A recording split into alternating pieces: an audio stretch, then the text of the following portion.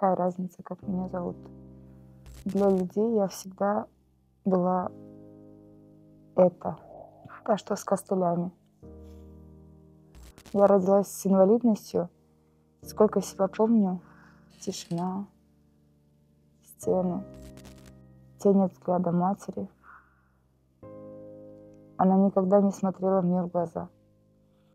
А отец отворачивался, когда я пыталась что-то рассказать. Подруг у меня тоже не было.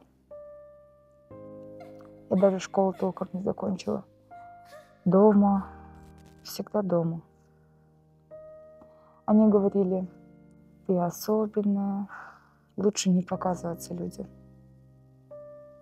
А правда в том, что они просто стыдились меня. А потом появился он. В телефоне, в черном экране. В словах, которые впервые были нежными. Он писал мне в WhatsApp, смеялся над моими шутками. Говорил, что я красивая, что ему со мной интересно. И я поверила.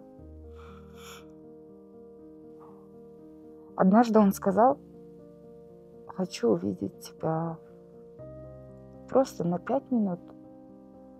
Я так боялась, а сердце билось так быстро. Я ведь хотела быть живой.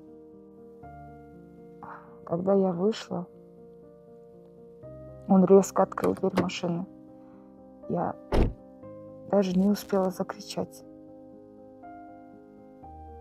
Он затолкал меня внутрь и повез. Куда?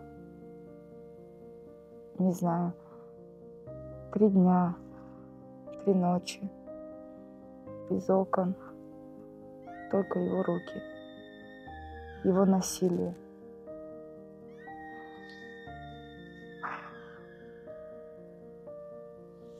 Потом он привез и выбросил меня у ворот. Как мешок.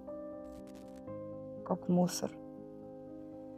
А родители стояли в дверях. Мать с лицом полным ужаса. Отец молчал. Знаете, что они сказали? Ни милиция, ни помощь. Это позор. Мы никому не скажем. Молчи, забудь, закрой рот. Что скажут люди?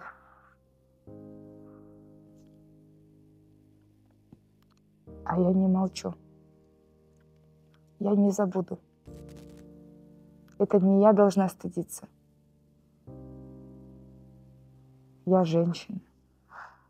Я человек.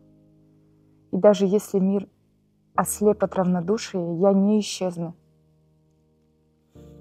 Я не ошибка. И я больше не буду молчать.